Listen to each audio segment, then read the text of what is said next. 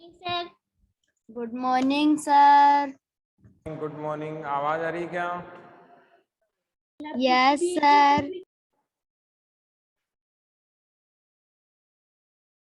आज बच्चे कम कैसे हैं?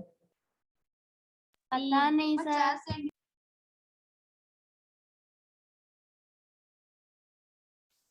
कनेक्ट करने में दिक्कत आ रही है क्या?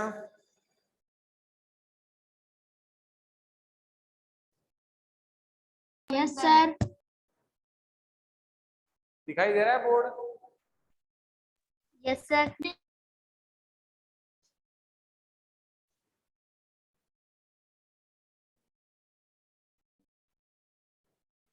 देखो, आज पढ़ेंगे हम स्वतंत्र। अच्छा, वो अपने सुप्रीम कोर्ट के बाद हाई कोर्ट रह गया था ना? Yes sir. ये देख लो, हाई कोर्ट।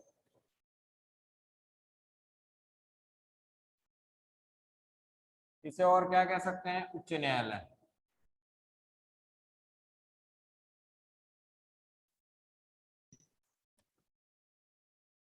हाई कोर्ट क्या है?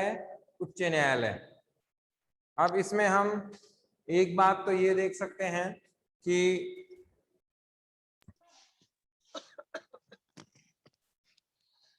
ये देख सकते हैं कि जो राजस्थान का हाई कोर्ट है उसकी खंडपीठ कहाँ है और वो कहाँ स्थापित है। तो इसकी खंडपीठ तो कहाँ है? ये कहाँ है? राजस्थान का हाई कोर्ट जोधपुर में। कहाँ है? जोधपुर में है। और इसकी जो खंडपीठ है वो कहाँ है? जयपुर में है। खंडपीठ कहाँ है? जयपुर में। और जो हाई कोर्ट है वो कहाँ है? जोधपुर में है। एक बात तो अपने को ये समझ में आनी चाहिए कि राजस्थान का जो हाई कोर्ट है वो कहाँ है? जोधपुर में स्थित है। सवाल लिख लो आप, राजस्थान हाई कोर्ट कहाँ पर स्थित है? राजस्थान हाई कोर्ट कहाँ पर स्थित है? राजस्थान हाई कोर्ट कहाँ पर स्थित है? तो आंसर क्या आएगा? जोधपुर में स्थित है। अगला देखो, राजस्थान हाई कोर्ट की खंडपीठ कहाँ पर स्थित है?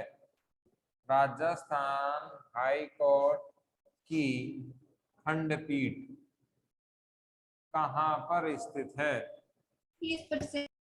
कहाँ पर स्थित है? तो आंसर क्या आएगा? जोधपुर में स्थित है। एक बात तो ये अपने को समझ में आनी चाहिए। दूसरा क्या है? स्थित है। नहीं लिख पाए? दूसरा देखो यहाँ पर क्या है। राजस्थान हाई कोर्ट के साथ अन्य हाई कोर्ट, राजस्थान या हाई कोर्ट या उच्च न्यायालय के न्यायाधीशों की नियुक्ति किसके द्वारा की जाती है? किसके द्वारा की जाती है? क्या आंसर आएगा? चलो एक सवाल मैं बताता हूं। सुप्रीम कोर्ट के न्यायाधीशों की नियुक्ति राष्ट्रपति के द्वारा होती है। सुप्रीम कोर्ट के न्यायाधीशों की नियुक्ति किसके द्वारा होती है? राष्ट्रपति के द्वारा। पढ़ा था ना हमने? राष्ट्रपति न्यायाधीशों की नियुक्ति करते हैं। न्यायाधीशों की क्या करते हैं? नियुक्ति करते हैं। ये बात हमने पढ़ी थी ना? अब आपको आंसर बताना है, हाई कोर्ट के न्यायाधीशों की नियुक्ति कौन करते हैं? कल बताया था मैंने आपको। आंसर लिखो, राष्ट्रपति ही।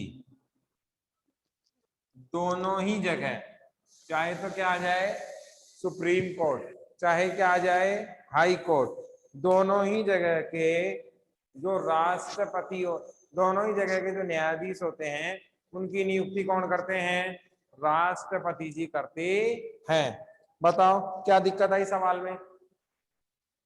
सवाल क्या था? न्यायाधीशों की नियुक्ति कौन करता है? कहाँ? सुप्रीम कोर्ट और हाई कोर्ट में। तो आंसर क्या आएगा? राष्ट्रपति महोदय। राष्ट्रपति महोदय न्यायाधीशों की क्या करते हैं? नियुक्ति करते हैं। अब देखो इसके क्षेत्राधिकार।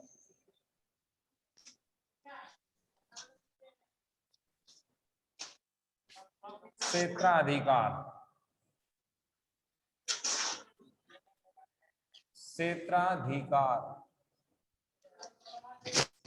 देखो क्या क्या है। पहला देखो, हाई कोर्ट नीचे की अदालतों, नीचे की अदालतों से फैसले या केस ऊपर की अदालत या हाई कोर्ट में अपने पास मंगवा सकता है, मंगवा सकता है। बात समझ में आई क्या? हाई कोर्ट नीचे की अदालतों के फैसले या केस कहाँ मंगवा सकता है? ऊपर, यानी कि अपने पास मंगवा सकता है। इसका मतलब समझ में आया? देखो यहाँ कौन है? Supreme court. यहाँ कौन है? High court. यहाँ कौन है? District court. यहाँ कौन है? Penal court. ऐसे ही है ना? ये वाला फैसला कहाँ देता है? यहाँ, ये यहाँ, ये यहाँ, ये यहाँ, ऐसे ही देते हैं फैसले सारे के सारे। और हम जानते हैं कि जैसे सुप्रीम कोर्ट हाई कोर्ट से फैसला मंगवा सकता है, हाई कोर्ट भी अपने से नीचे अदालतों में फैसला मंगवा सकता है और आदेश जारी कर सकता है। किसको? डिस्ट्रिक्ट कोर्ट को, कि भाई आप इस पर क्या नहीं देंगे? आदेश नहीं देंगे, और जो मामला है उसे आप वापस हमारे पास भेज दें, या डायरेक्ट ही हमारे पास भेज दें। ये बात कौन कह सकता है? सुप्रीम कोर्ट कह सकता है, सॉरी हाई कोर्ट कह सकता है। किसको? नीचे की अदालतों को कह सकता है। दूसरा देखें, किसी भी मामले को, किसी भी मामले को स्थगित करने, आदेश जारी ना करने, आदेश जारी ना करने के लिए कह सकता है।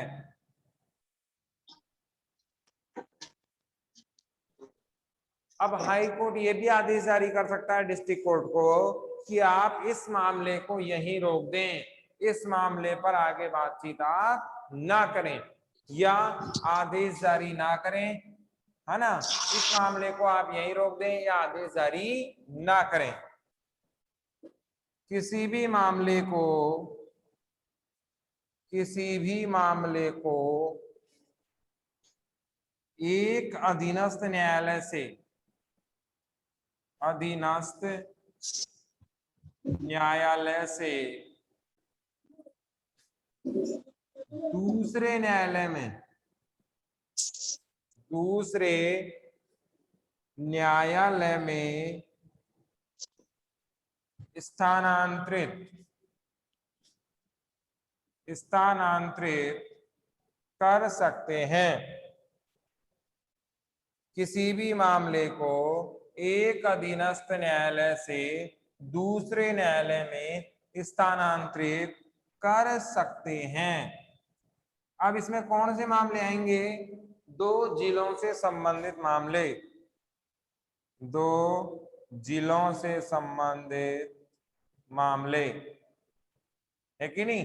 और भी हो सकते हैं जिसमें ऐसा लगे कि इसमें कोई वाद विवाद हो सकता है, पक्षपात हो सकता है, ऐसे मामले को ये दूसरी जगह ट्रांसफर करने का काम करेंगे कि भाई ये आपकी बस की बात नहीं है और आप इसे क्या कर दें? दूसरे व्यक्ति को दे दें। तो हाई कोर्ट के क्षेत्राधिकार समझ में आए। निचली अदालतों से जो फैसले होते हैं या केस है वो ऊपर की अदालतों में मंगवा लेते हैं, किसके पास, हाई कोर्ट के पास। अब हाई कोर्ट से नीचे कौन हुआ, डिस्ट्रिक्ट कोर्ट हुआ और अधीनस्थ कोर्ट हुआ। तो यहाँ के मामले हाई कोर्ट अपने पास मंगवा सकता है, इसमें कहीं कोई दिक्कत नहीं है। किसी भी मामले को स्थगित करने के आदेश जारी कर सकता है कि न्यायालय कोई भी फैसला ना सुनाए, कौन, डिस्ट्रिक्ट कोर्ट, है ना, और इस मामले को यहीं की यहीं रोक दे। आदेश जारी ना करना, आदेश भी आपको इस मामले में नहीं देने हैं। ये आदेश कौन दे सकता है, हाई कोर्ट दे सकता है। किसको, डिस्ट्रिक्ट कोर्ट को दे सकता है। किसी भी मामले को अधीनस्थ न्यायालय से दूसरे न्यायालय में क्या कर सकता है, स्थानांतरित कर सकता है। कि डिस्ट्रिक्ट कोर्ट के मामले में, जैसे मान लो एक डिस्ट्रिक्ट कोर्ट है, वो दूसरे डिस्ट्रिक्ट कोर्ट को मामला भी दे सकता है हाई कोर्ट के आदेश पर। बताओ क्या समझ में नहीं आया?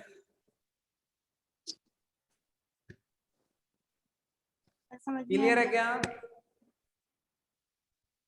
अनिल आवाज आ रही है? Yes sir. ठीक है, इसमें कुछ पूछना है क्या? अरे सर। अब देखो नीचे की अदालत है, अब इसमें डिस्ट्रिक्ट कोर्ट बचा और एक अधीनस्थ न्यायालय बचा। तो डिस्ट्रिक्ट कोर्ट का तो मामला यही होगा, सेम ही है ना। बस एक बात ध्यान रखनी है, गंभीर किस्म के मामले हैं। अब बचा अधीनस्थ न्यायालय, अधीनस्थ न्यायालय। न्यायालय। डिस्ट्रिक्ट कोर्ट के भी वही सारे नियम होंगे जो हाई कोर्ट के हैं ना। इसमें क्या है, एक तो फौजदारी और एक दीवानी। एक तो फौजदारी और एक दीवानी, इन दोनों मामलों पर निर्णय कौन देता है, प्रारंभ में अधीनस्थ न्यायालय ही देता है। बताओ क्या समझ में नहीं आई? अब आपको ये तो पता होगा फौजदारी किसे कहते हैं, है क्या पता? देख लो, लिख लेना इसको। मार काट हत्या जैसे मामले, ये जमीन जायदाद या प्रॉपर्टी को लेकर झगड़ा किसमें आते हैं, दीवानी मामलों में। अब समझ में याद रहेगा, फौजदारी मामले कौन से, हत्या, लड़ाई झगड़े, मारकाट, सब किसमें आते हैं, फौजदारी मामलों में आते हैं। दीवानी में कौन से आते हैं, जमीन जायदाद प्रॉपर्टी आदि के झगड़े किसमें आते हैं, दीवानी मामलों में आते हैं। तो अब ये न्यायालय के नीचे की अदालतों के कितने प्रकार हो गए, दो, है ना। दो प्रकार के इसमें फैसले होते हैं, एक तो फौजदारी और एक कौन सा, दीवानी। बताओ क्या दिक्कत है इसमें? दीवानी। ठीक है, नो सर कुछ नहीं। क्या कह रही है Yes, sir. बेटा, क्या पूछ रहे हो?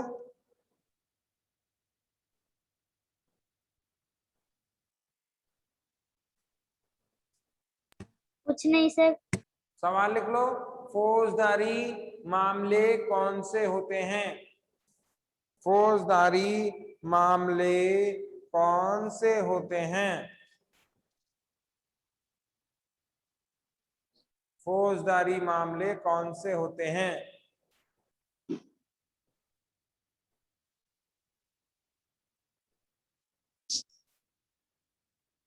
हो गया? दूसरा लिखो, दीवानी Yes, मामले sir. किसे कहते हैं, दीवानी मामले किसे कहते हैं।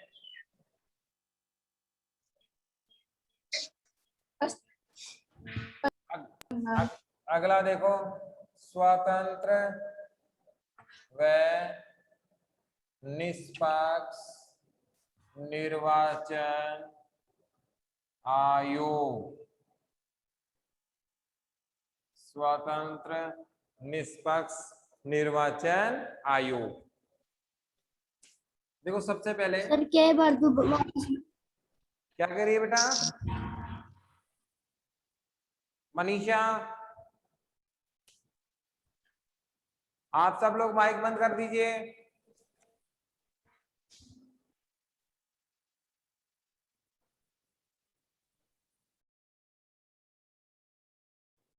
देखो, स्वतंत्र और निष्पक्ष निर्वाचन आयोग। अब इसको ऐसे देख सकते हैं कि चुनाव कराने का कार्य किसका है?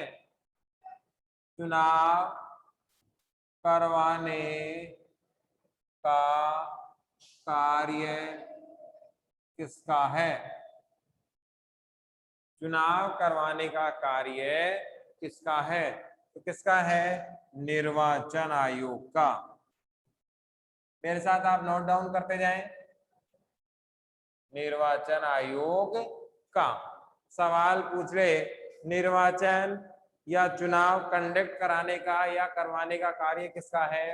निर्वाचन आयोग का है। मतदाता सूची चयन आयोग। कौन तैयार करता है? मतदाता सूची कौन तैयार करता है? आंसर क्या आएगा? निर्वाचन आयोग। ठीक है, लिखते जाओ आप। कल मैं पूछूंगा, कल की क्लास में अपना ओरल टेस्ट होगा इसी निर्वाचन आयोग का। पहला निर्वाचन आयोग कब बना? पहला निर्वाचन आयोग कब बना? आंसर क्या आएगा बताओ? पहला निर्वाचन आयोग कब बना? 1950। पहले चुनाव आयुक्त 1950। पहले चुनाव आयुक्त कौन थे? सुकुमार सेन। सुकुमार सेन साहब पहले चुनाव आयुक्त थे। अब देखो, ये सवाल एज इट इज आपको याद हो जाने चाहिए। चुनाव करवाने का काम भारत में कौन करता है? केंद्रीय चुनाव कराने का तो केंद्रीय चुनाव आयोग, राज्य का भी केंद्रीय चुनाव आयोग, और स्थानीय चुनाव आयोग स्थानीय शासन के चुनाव करवाता है। मतदाता सूची कौन तैयार करता है? तो निर्वाचन आयोग करता है। कौन करता है? निर्वाचन आयोग मतदाता सूची तैयार करता है। पहला निर्वाचन आयोग कब बना? तो 1950 को ये बना था। पहले चुनाव आयुक्त कौन थे? तो ये सुकुमार सेन थे। कौन थे? सुकुमार सेन पहले निर्वाचन आयुक्त थे। यहां तक कुछ पूछना है क्या? कंप्लीट? आगे आगे। हाँ, बोलो। चुनाव करवाने का काम कौन करते थे? इसका आंसर क्या आएगा? सर, चुनाव करवाने के काम कौन करता था? इसका आंसर क्या आएगा? निर्वाचन आयोग। चुनाव करवाने का कार्य है निर्वाचन आयोग। Okay sir. दलों को मान्यता व चुनाव चिन्ह, दलों को मान्यता व चुनाव चिन्ह कौन प्रदान करता है? कौन प्रदान करता है? आंसर क्या आएगा? निर्वाचन आयोग। निर्वाचन आयोग। दलों को मान्यता व चुनाव चिन्ह कौन देता है? चुनाव आयोग देता है। भारत में निर्वाचन आयोग। पहला आम चुनाव कब से कब तक हुआ या कब हुआ? भारत में पहला आम चुनाव कब हुआ? तो ये था अक्टूबर 1951 से लेकर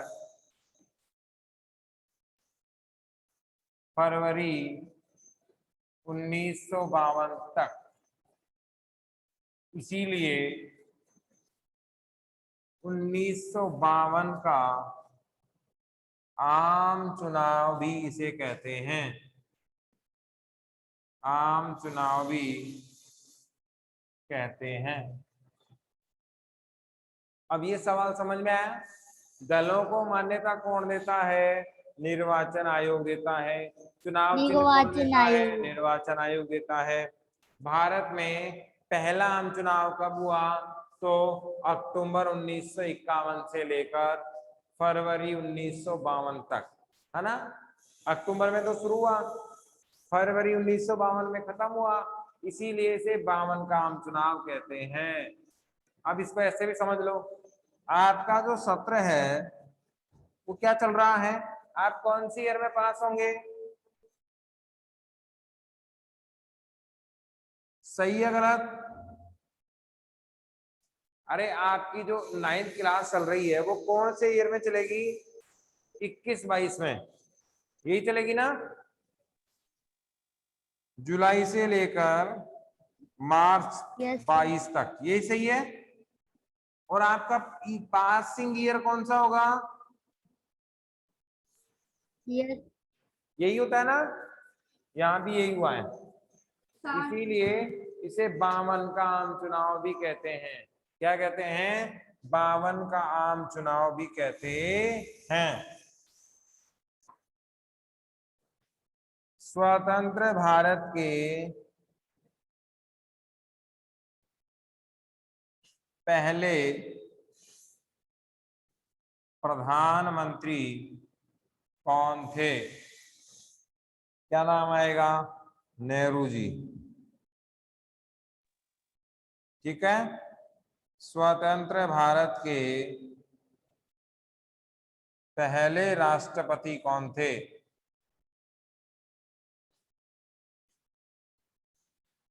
पहले राष्ट्रपति कौन थे? क्या आंसर आएगा? डॉक्टर राजेंद्र प्रसाद। डॉक्टर राजेंद्र प्रसाद जी। यहां तक लिख लो। क्वेश्चन समझ में आ रहा है? दलों को मान्यता व चुनाव चिन्ह कौन देता है? निर्वाचन आयोग। कौन देता है? निर्वाचन आयोग। भारत में पहला आम चुनाव कब हुआ? अक्टूबर 51 से लेकर, अक्टूबर 19, हाँ, फरवरी 1952। 51 से लेकर फरवरी 1952 तक। 52। इसके बाद हम देखते हैं स्वतंत्र भारत के पहले प्रधानमंत्री कौन थे? तो नेहरू नेहरू जी थे। स्वतंत्र भारत में पहले राष्ट्रपति कौन थे? तो राजेंद्र डॉक्टर प्रसाद जी राजेंद्र थे। प्रसाद। यहां तक कुछ पूछना हो तो बताओ, मिटा दे इसको। आगे देखो,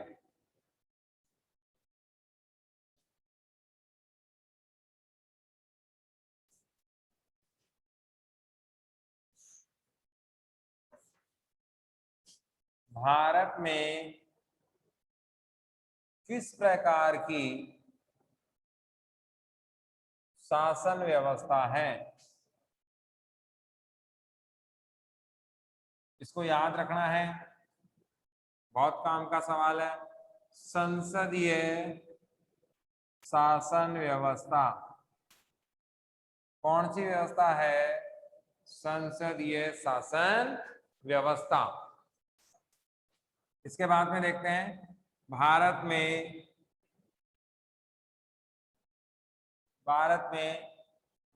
मुख्यतः निर्वाचन की कौन सी पद्धति अपनाई गई है? निर्वाचन की कौन सी पद्धति अपनाई गई है?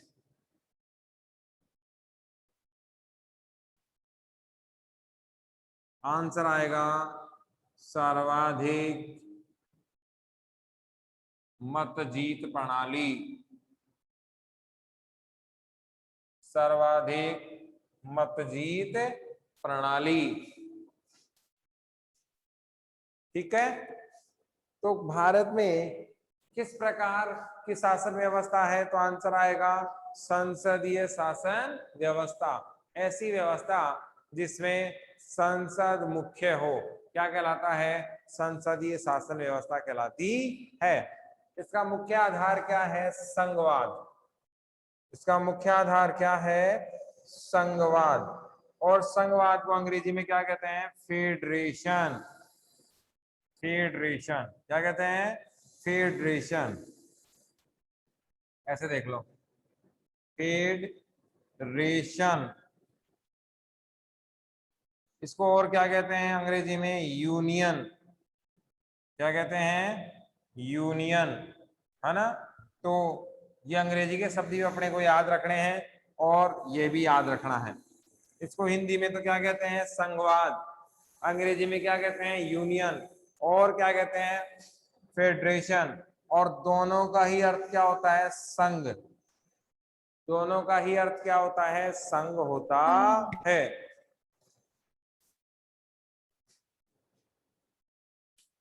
यहां तक कोई दिक्कत आई? सवाल पूछ ले, भारत में किस प्रकार की शासन व्यवस्था है? तो आंसर क्या आएगा?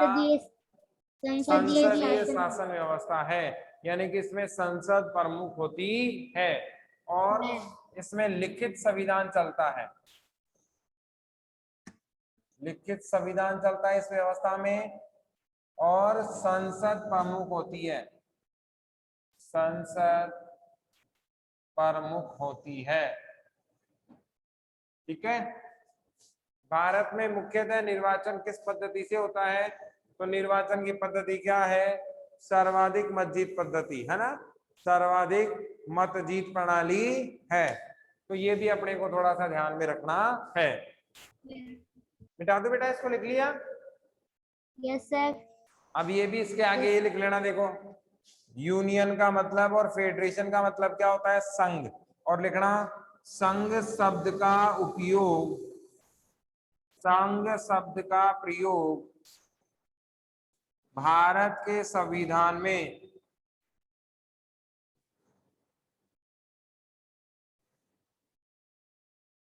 कहीं पर भी नहीं किया गया है।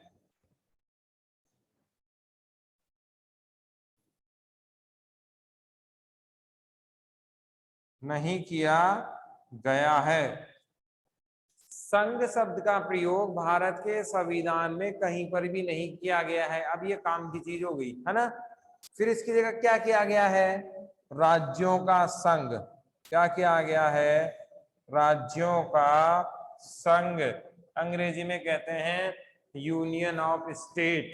क्या कहते हैं? Union of states. इसका मतलब क्या हुआ वो देखो। इसका मतलब ये हुआ कि भारत में सभी राज्य मिलकर रहेंगे, कोई भी राज्य अलग नहीं हो सकता चाहकर भी। लिख लो ऐसे कैसे ही।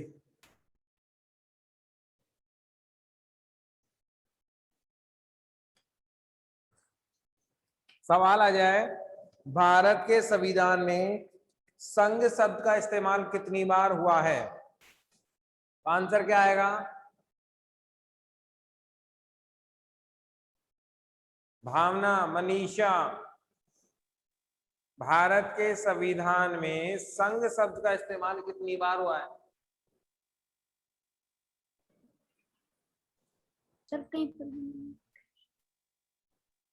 बेटा लिखा हुआ है ना, संघ शब्द का प्रयोग भारत के संविधान में कहीं पर भी नहीं हुआ। इसका मतलब एक बार भी नहीं हुआ है। ठीक है ना? और संघ शब्द की जगह क्या लिया गया है? राज्यों का संघ। संघ। इसको वो बोलते हैं यूनियन ऑफ स्टेट्स। क्या बोलते हैं? Union of states. Union of state. राज्यों का संघ।